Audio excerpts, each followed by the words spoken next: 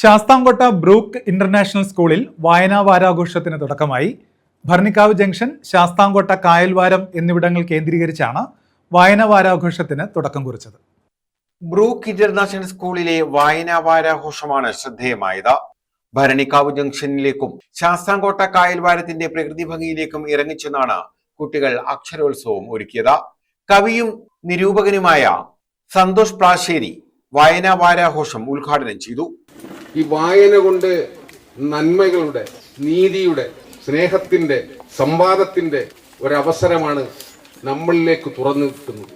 നമ്മൾ മറ്റുള്ളവരെ സ്നേഹിക്കാൻ, മറ്റുള്ളവരുടെ ദൈന്യത കാണാൻ, മറ്റുള്ളവരെ സഹായിക്കാൻ, ഇതൊക്കെ ഈ വായനയിലൂടെ മാത്രമേ ലഭിക്കൂ.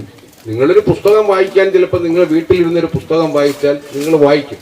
ഇപ്പോൾ നിങ്ങളുടെ ഫാദർ ഇത്തരത്തിലൊരു ചിന്ത ഫാദറിന് രൂപപ്പെടാൻ കാരണം, അല്ലെങ്കിൽ ഇതിന്റെ മാനേജ്മെന്റിന് ഉണ്ടാകാനുള്ള കാരണം എന്ന് പറയുന്നത് അവരുടെ ഒരു വായനയിൽ നിന്ന് കിട്ടിയതും കൂടാണ്. കായൽക്കാറ്റിന്റെ പശ്ചാത്തലത്തിൽ മലയാളത്തിന്റെ പ്രിയ കവികളുടെ വേഷപ്പകർച്ചയോടെ കുട്ടികൾ അരങ്ങിലുമെത്തി. കവിതകളുടെ ദൃശ്യാവിഷ്കാരങ്ങൾ, ഗാനാലാപനം, വായനദിന പ്രതിജ്ഞ, കഥാകഥനം, നൃത്തം, കവിതാപാരായണം എന്നിവ വായനാദിന പരിപാടികൾക്ക് മികവേകി.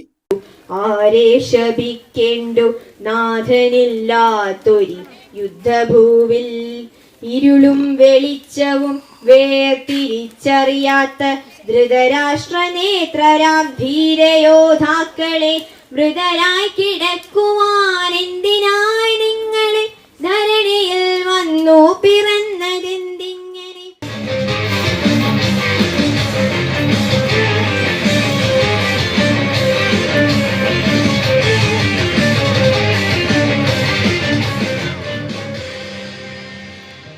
News bureau, Sasthamkotta.